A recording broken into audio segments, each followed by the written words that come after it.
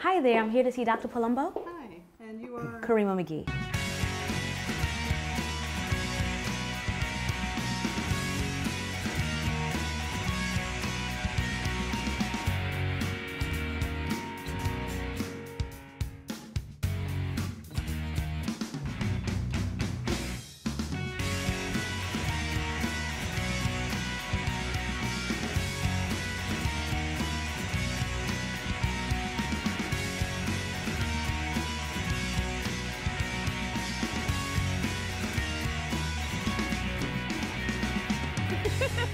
So Dr. Palumbo, tell me what it is that you do here at your office. Well, thank you for asking.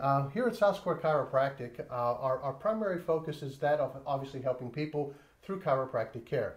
One of the benefits of chiropractic care is that it is both a restorative and also from the standpoint of preservation.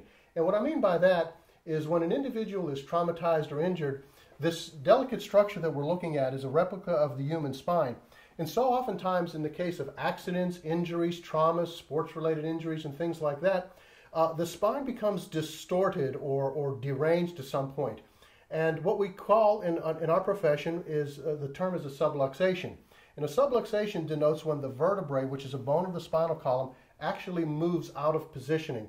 Because keep in mind, the most important structure of the body is the nervous system. Really? And when that nervous system is traumatized or stressed, it can create a state of disease. In the field of natural health and well-being, we are always looking to maintain a state known as homeostasis. Yes. And so to maintain that homeostasis, when the body is out of balance, that's when disease starts to set in. I like to look at it as we spell disease as disease hyphen ease. So you have disease, in that form. Right. And so what we do in my office, as well as my colleagues and chiropractors across the state and across the country, is we try to locate and to correct the vertebral subluxation. Okay. That's the culprit. So dealing with the subluxation, because when you have a subluxation, you will have damage to the nerves, and also you could have trauma to the disc, which acts as a spacer and a shock absorber to the spine, and that disc becomes degenerated over time because it dehydrates, which is one of the reasons why we get a little smaller as we get older, because there's a lack of hydration in the disc. Question. Subluxation, just tell us what that is and what that means, because it sounds weird to me. Is that when we have an injury and something moves? But explain that again on what the subluxation is. The subluxation is basically the end result of spinal trauma. Let us say, for example, if you were up late last night and you fell asleep on the couch, you might wake up in the middle of the night with a crick in your neck. Oh, that's happened to me plenty of times. Okay. Well, the crick is the subluxation. The subluxation is the part of the spine that is actually moved that creates a biomechanical locking or a fixation. And so that's why people have a hard time. Biomechanical. Right, it's all biomechanics. Okay. It's all so biomechanics. if I'm just this normal person, I don't know anything about chiropractic medicine. So when you say biochemical to me, I don't know what biomechanical. I don't know what that means. Okay. So if we had to identify what that meant, is that a feeling of pain, or biomechanical meaning that thing has affected something else? What exactly does that mean? All of the above, actually. So when we're talking, I got lucky. when we're talking about biomechanics, it's the way our body moves. Okay. When you notice, for example, the inability to turn your head, or the inability to bend over. How many of us have experienced that? Right. As a matter of fact, just addressing the issue of lower back pain, the National Institute of Health has rated lower back pain only second to headaches as the #1 neurological condition in this country. Really? And approximately 85% of Americans will suffer at least one episode of lower back pain severe enough to keep them out of work or out of school. Wow. So it is definitely an epidemic. So a lot of people have experienced or can relate to what lower back pain feels like. Another question that I have is, what happens, for example, a lot of people experience trips and falls. They do. Especially our older generation, because as they get older, the bones are not as flexible as they once were. True.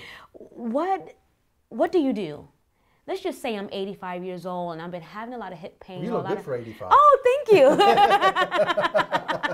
I'm 86 actually. Okay. But what am I to expect when I come into your office? Because I don't know what type of tools you're using. Right. I probably think you're going to come in and crack my back in half, or what can I expect? Okay. Well, one of the things I like to correct you on is I do this with my patients is I tell them that number one, we don't crack any. Oh, there's no cracking going on? And there's no popping. Wait a minute. Tell my viewers that again, because I assumed that before I got into alternative medicine that there was some cracking, some back cracking and ripping going on, but that's not what's happening? That's not what's happening. Tell us what's happening. Actually, what you are being adjusted, and there's a big difference. Tell me the difference between adjusting and cracking. Well, when we talk about cracking or popping, so oftentimes folks will come in and say, Doc, can you just pop my neck or crack my neck? I'd say no, but I will adjust you. And the distinction is making an adjustment is very specific. Because, in the scenario that you presented, if you were an 85-year-old woman coming into my office, not knowing what to expect, please keep in mind that what we do as chiropractors is, again, we focus on locating and correcting the vertebral subluxation. Different conditions, headaches, digestive disorders, sometimes even allergies, and things along those lines, and I can kind of give you a whole list of conditions. Those are the response to vertebral subluxations. Because I love that. Hold it. Stop right there, because I think I just had a light bulb moment. You mean to tell me if I'm a person and I've been suffering from these headaches for so long, I have not been able to identify where they're coming from? Right. Or I've been having allergies and I don't know why. I've just been responding, to seasonal changes and so forth. We can connect that to some sort of cerebral subluxation. Right. Did I say it right? Subluxation. We can connect that to that. Yes, we can. That's awesome. Yeah. Tell me how that works. So oftentimes when a patient comes into my office and they're complaining of headaches, the first thing I think of is a cervical subluxation. The cervical is the region of the neck. Okay. The region in the rib cage area we refer to as the thoracic spine, and the lower back is the lumbar spine. Right. Where we're familiar with like lumbar support and lumbar cushions. Okay. That relates to the lumbar area. And this is the pelvic region, and this funny shaped bone in the middle here, that's the sacrum. But to answer your questions concerning headaches, if I can just turn this structure around very quickly. Yeah. One of the things that you'll notice up here in the neck or the cervical region, this red blood vessel that runs through, it actually runs through the bones themselves. So if we were to take this structure and to turn it on its head and look at it from the top down, you would see small holes on either side of the vertebrae in which this vertebral artery runs through, and that blood goes where? To the brain. To the brain. Okay. So what happens is when the vertebrae move or shift, it's acting just like a pair of pliers or clamps that will clamp down on the blood vessel, slowing the flow of blood. It would be the same analogy as if someone were to choke you. It's not a very good analogy or a pleasant one, but it's the same effect. That's one of the reasons why sometimes people will pass out. Just like, for example, like when somebody in like mixed martial arts puts somebody in a sleeper hold, they put them to sleep because what they're doing is they're blocking off the blood flow. That's what that is. That's what that is. And so in an instance where, let's say you wake up with that crick in your neck and all of a sudden you're kind of feeling lightheaded and dizzy and just kind of feeling lethargic, it could be because you've actually occluded or pinched off that blood vessel, so the brain's not being nourished properly enough, and so there's a diminished flow of blood. I think, being one of the problems in this country is that we are over-medicated, and that's one of the nice things about chiropractic, Karema, is the fact that, number one, it's natural. Yeah. And it is safe. We do not write prescriptions. We do not do injections, nor do we do any kind of surgical procedures. I love that. So we have a choice, as in America, we have a choice. Now that we know that it's safe, it's effective, it's natural, the side effects are if you had to say side effects from chiropractic medicine, very low? Extremely low. From the standpoint of population, about 7 to 8% of the population is under chiropractic care. So we've got about 92 to 93% of the population have never experienced the true benefits of what chiropractic care can do. You know, chiropractic medicine actually saved my job. I believe it. I believe it. Because what happens is that this movement of complementary alternative medicine, this movement of the new America, which is we will be well. Right. People want to know what their options are. Number one, they want to know that they're safe and that they're effective. And once they've been proven that it's safe and it's effective and there's a true science behind it, they're most likely to try it. Right. And once they try it and they find the benefits in it, then they're most likely to adopt it as a new form of medicine. So you've allowed that to happen because there's science behind chiropractic medicine now. Without question. Yeah, we show that it's been proven and that it's effective and that there's no side effects. So thank you for doing the work that you do, and thank chiropractors all over the world for making that happen for me and my form of alternative medicine. Well, it's interesting that you say that, because when we look at the research that validates chiropractic, almost unanimously it comes from groups other than chiropractors. Now that's the key. And so oftentimes we find that the information used to kind of discredit us actually enhances what we do. Wow. And so much of the research that's out there, and anybody can do this. You can pull it up on the internet. It's available to everyone. Right. You'll see that a majority of the research institutes are non-chiropractic entities. So they're not biased in any way. And so, we see a lot coming up from Australia and from Europe and Canada, but we also do a lot in the United States. And so, one of the things that I've seen over the last decade is more of a cooperative effort between the chiropractors and the medical community. Well, just to kind of piggyback off that, I think that's what's needed. I mean, in my field, we call it integrative medicine. Absolutely. And we have to do that because, the consumer or the patient or the customer or client, whatever you want to call them, it's their right to choose. Absolutely. And if they have a right to choose an informed decision, one that says that it's safe and it's effective, but if they have that right, it gives them the freedom. Healthcare freedom is, I think, is essential for us to have a healthier America. Yeah. I want to take you back to this lovely thing here. If we can just go back. If you can just explain to my viewers what this, I don't know if you guys can see it, but these little pads or little things here, what exactly are those, and how does it relate to pain or injury? The pads that you're referring to, Karema, those are the disc. And for example, I'll just happen to have one in my pocket. It's like magic. It's just like magic. A chiropractor never goes anywhere without his bones, right? Okay. But what will happen is that structure, the disc, again, it's a gelatinous, so think of it as a kind of a heavy-duty jelly-like structure. Okay. And it acts as two things. Number one, it acts as a spacer. And what I mean by a spacer, because it provides an adequate opening for the two vertebrae, so that when you look at the spine from the side, the opening from which the nerve projects will become basically uninhibited or non-occluded.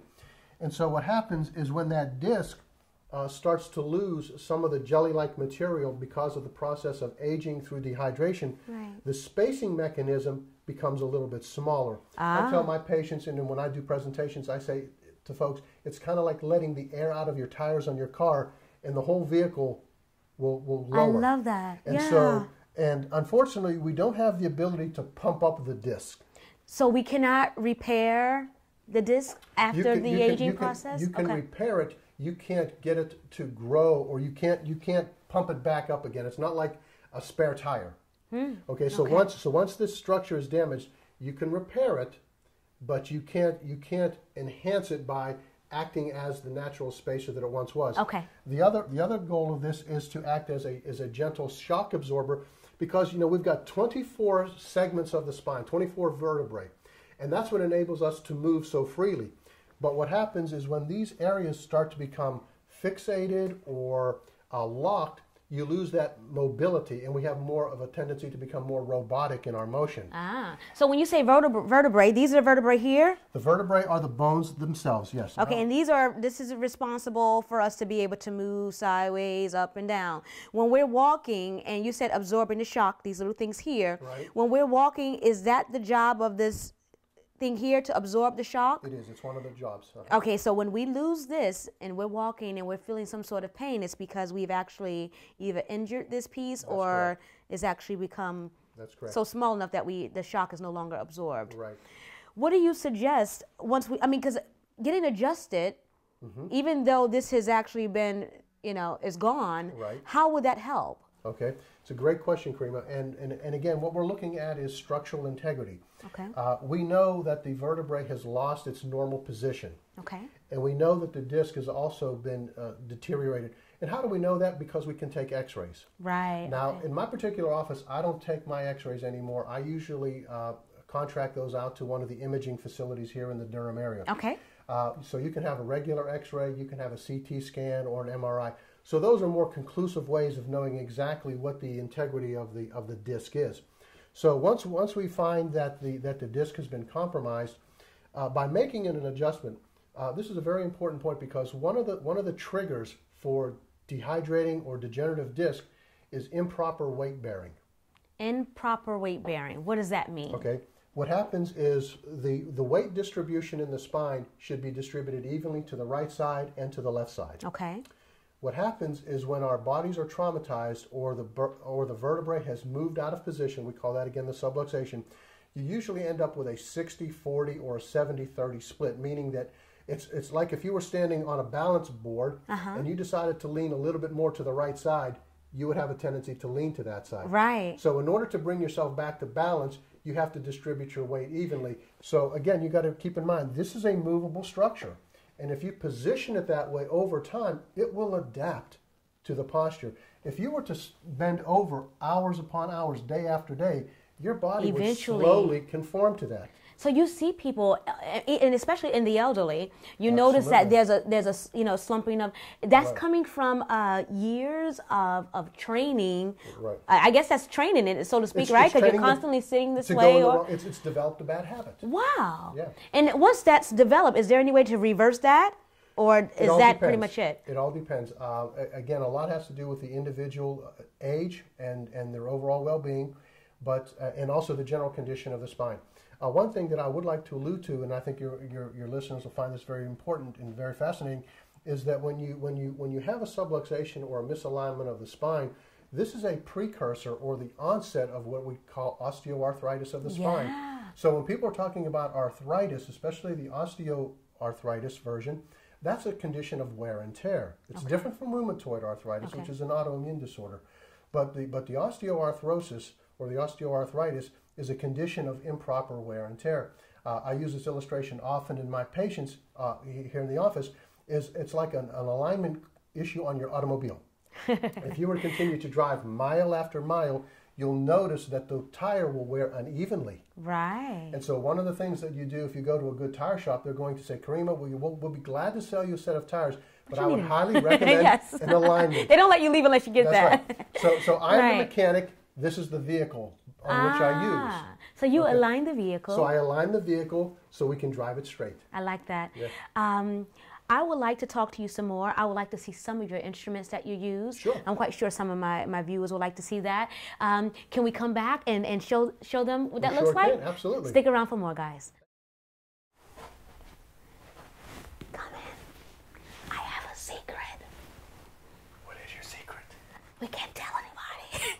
No, but I can tell them. They're watching. You want to tell them? Tell them. I'll tell you. Dr. Palumbo, where are your tools? My tools? Yeah. My tools are in my toolbox right here. These are the tools that we use. These are his tools. There are no other tools. Hands. The healing hands. hands. I love it. So I'm in Dr. Palumbo's office. He's going to give me an adjustment. Or something close to it. Come on, Dr. Palumbo, show me what we're doing here. Right. Well, we've discovered with Karema that she does have a mid-thoracic subluxation between the area of her shoulder blades. And so what I'm going to do is I'm just going to demonstrate very gently how I would set up on making this type of an adjustment.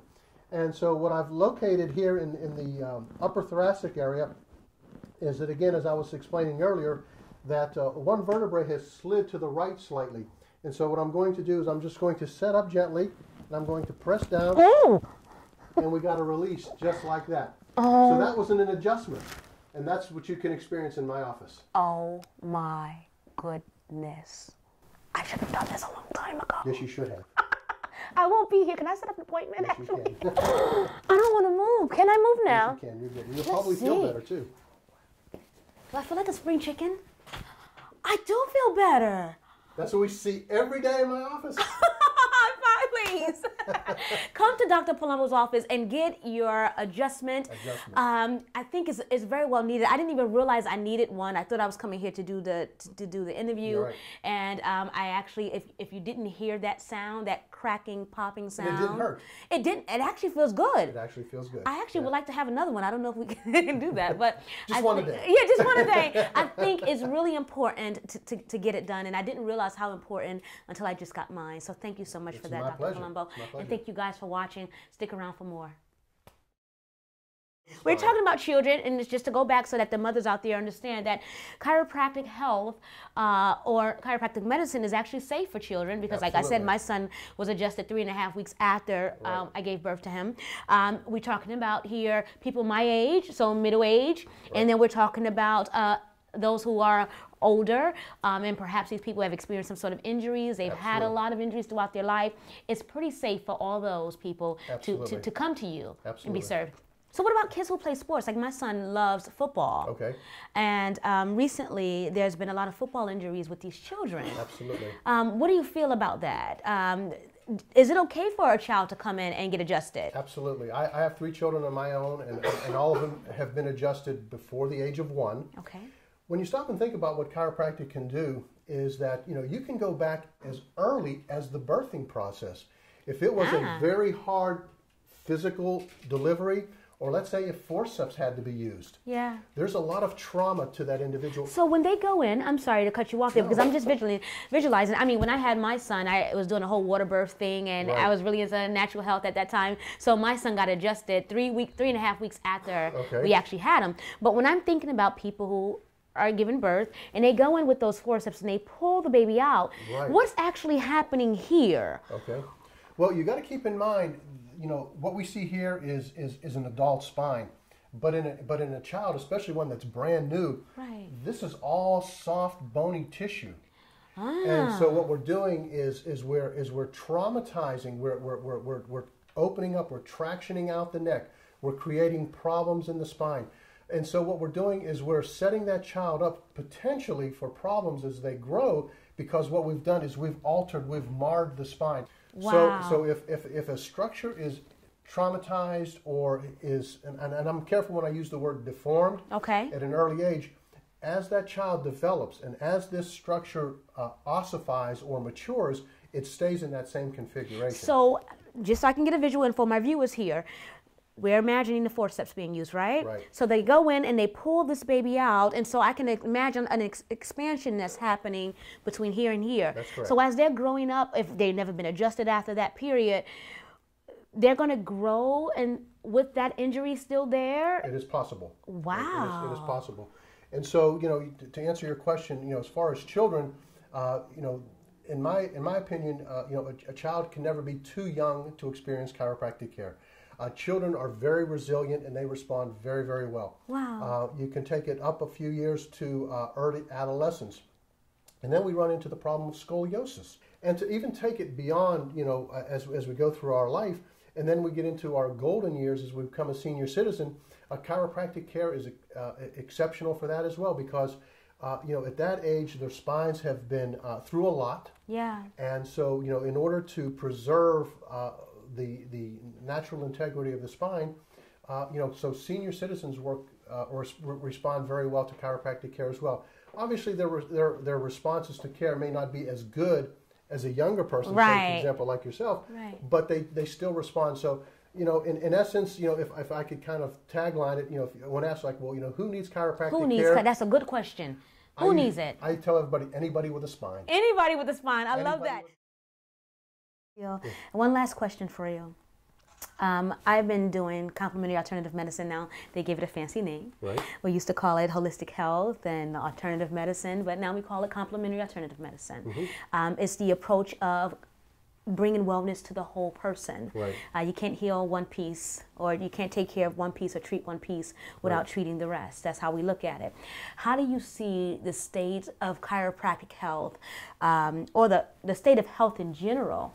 How do you see that, and how does that relate to where you would like to see it go in the future? Okay. Well, one thing I'd like to maybe correct or to make an amend to is that when we use the word chiropractic medicine, Right. because medicine is really, in my opinion, not the right term to associate with chiropractic. When I think of medicine, as I'm sure probably most of your viewers will as well, we think of the drugs. We think of the medicine, the prescriptions, and things like that. Okay. And chiropractors do not dispense those. Right. So chiropractic really isn't a medicine. If you look at medicine as an art and a science of healing and curing, and use it in those terms, then I think you can couple the two together. All right. But when someone says, well, you practice chiropractic medicine, well, I practice chiropractic. I don't do the medicine portion of it. Okay, so would it be safe to say chiropractic health, or would it be safe to just say chiropractic? Chiropractic, you've said it enough right That's there. it. You don't even need to go any further. You don't need to go any further than that, yes. Yeah. I like that. Well, you know what? I really appreciate you having me here. Your staff is wonderful. Oh, it's my You have a pleasure. magnificent place. I want to encourage my viewers to come see Dr. Palumbo, come to his office. What's the address here so that they know where they can come and visit you? We're located at 3626 Shannon Road here in Durham, and we're off of Martin Luther King Parkway. We're adjacent to the Hope Valley Plaza. So if you know where the Windsong Theater is, they're right down the street from us. On the other side, we have the Shannon Plaza Post Office to kind of give some folks some landmarks. Right. We're accessible, and we have patients who will travel as far as 25, 30 miles to come see us. You know why? That's 25 years. That might have something to do with 25 it. years. You're very And kind. also, there's Thank you. another landmark, too. There's the library, the Durham Regional Library, which That's I true. visit often. Right. So come and see Dr. Palumbo. If you have an injury, work-related, accident-related, or just need to be adjusted because you haven't been in a long time, come and see him. His staff is very welcoming. And thank you so much for having me Sure. and taking out the time to do this with us. Yeah. Until next time, be empowered, be inspired, and be well.